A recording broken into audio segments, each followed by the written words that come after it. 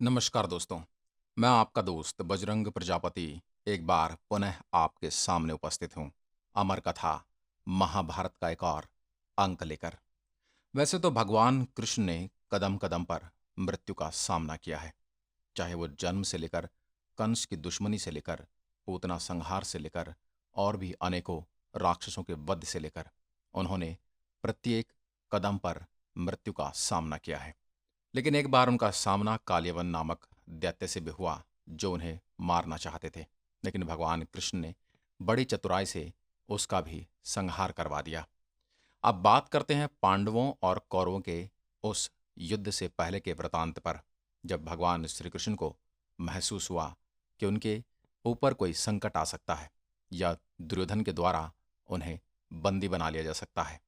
इसलिए उन्होंने जिस मार्ग का चयन किया, उसी मार्ग के बारे में हम आपको बताने वाले हैं।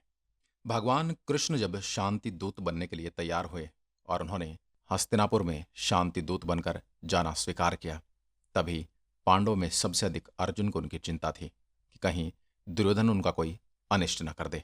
लेकिन भगवान कृष्ण ने बड़ी ही चतुराई और शक्ति से यहां भी स्वयं की रक्षा की। उन्होंने अपनी रक्षा के लिए यहां पर दो कार्य किए। पहला कार्य, कौरवों और पांडवों के बीच युद्ध को रोकने के अंतिम प्रयास के तौर पर भगवान श्री कृष्ण ने हस्तिनापुर जाने का निर्णय लिया। लेकिन वहां शकुनी और दुर्योधन अपनी कुटिल नीति के तहत श्री कृष्ण को मारना चाहते थे, ताकि पांडवों का सबसे मजबूत पक्ष समाप्त हो जाए। और दुर्योधन ने उन्हें बंदी बनाने की कोशिश भी की थी। ऐसे में श्री कृष्ण यह जानते थे कि हस्तिनापुर में यदि कहीं सुरक्षित रह सकता हूं तो वह है विदुर का घर। विदुर की पत्नी एक यदुवंशी थी। दूसरी बात यह कि विदुर का दुर्योधन और शकुनी ने कई बार अपमान किया था, तो विदुर भी कहीं न कहीं दुर्योधन से चिढ़ते थे और वो दुर्योधन की अनीतियों से परिचित थे। परंतु उनका स्नेह श्री कृष्ण के प्रति अथाह था और वो उनके अनन्य भक्त भी थे। दुर्योधन को लाख बार समझाने पर भी जब उन्होंने अपने चाचा श्री विदुर का अपमान किया, तो उन्होंने भरी सभा में यह निर्णय लिया था कि यदि वे उस पर विश्वास ही नहीं करता तो वह युद्ध नहीं लड़ना चाहते। ऐसा कहकर विदुर ने युद्ध से दूरी बना ली थी और महाभारत युद्ध में न लड़ने का प्रण किया था। जब श्री कृष्ण रात को विदुर के यहाँ रुके, तो विदुर ने श्री कृष्ण को समझाया था कि आप यहाँ क्यों रुकाए हैं।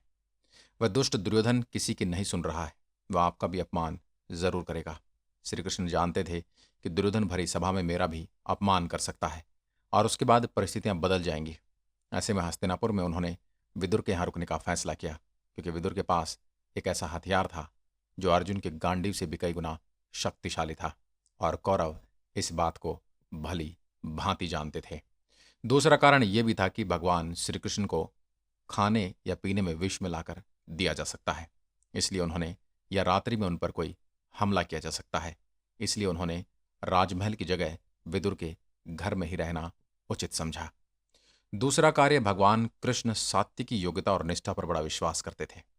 जब वे पांडवों के शांति दूत बनकर हस्तिनापुर गए, तो अपने साथ केवल सात्विकी को लेकर गए, जबकि कृतवर्मा यदुवंशी सेना के साथ कौरवों की ओर से युद्ध करने के लिए पहले से ही हस्तिनापुर में उपस्थित थे। क्योंकि जब दुर्योधन सहायता मांगने गए थे, तो भगवान श्री कृष्ण ने अपनी नारायणी सेना कृतवर्मा की अगुवाई में कौरवों को सौंप दी थी और स्वयं बिना हथियार उठाए पांडवों की तरफ से सम्मिलित हुए थे। लेकिन सात्यकी फिर भी उनके साथ थे। कौरवों के सभाकक्ष में प्रवेश करने से पहले उन्होंने सात्यकी से कहा कि वैसे तो मैं अपनी रक्षा करने में पूर्ण समर्थ हूं, लेकिन यदि कोई बात हो जाए और मैं मारा जाऊं या बंदी भी बना लिया जाऊं, तो फिर हमारी सेना दुर्योधन की सहायता के वचन से मुक्त हो जाएगी, और ऐसी स्थिति में तुम उसकी नारायणी सेना के सेनापति रहोगे और उसका कोई भी उपयोग करने के लिए स्वतंत्र रहोगे। सात्यकी समझ गए कि कृष्ण क्या कहना चाहते हैं, इसलिए वह पूर्ण सावधान होकर सभाकक्ष के दरवाजे के बाहर ही डटे रहे। सात्यकी पर विश्वास के कारण ही दुर्योधन के व्यवहार को देखकर सभाकक्ष में श्री कृष्ण ने कौरवों को धमकाया था कि दूत के रूप में आए हुए मेरे साथ यहां कोई अनिष्ट करने से पहले आपको यह सोच लेना चाहिए कि जब हमारी यादव सेना के पास यह समाचार पहुंचेगा, तो वह हस्तिनापुर की सड़कों पर क्या गजब ढाएगी। यह सुनते ही सारे कौरव कांप गए और शकुनी सहित उन्होंने दुर्योधन को मूर्खता करने से रोक दिया।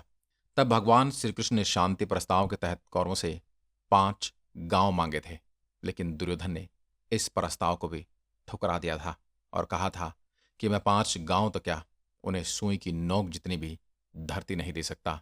इसके लिए अगर युद्ध लड़ना पड़े तो वह युद्ध के लिए तैयार है। और इस प्रकार एक महाभयानक युद्ध की नींव रखी गई। आज की वीडियो में बस इतना ही। अगर वीडियो पसंद आई हो तो लाइक कीजिए और ऐसी वीडियो देखने के लिए हमारे चैनल को सब्सक्राइब करें और साथ ही साथ बेल आइकन दबाएं ताकि आने वाली हर वीडियो का नोटिफिकेशन आप तक पहुंचता रहे। एक बार फिर मिलता हूं, तब तक के लिए नमस्कार। जय हिंद, जय भारत, जय श्री कृष्ण।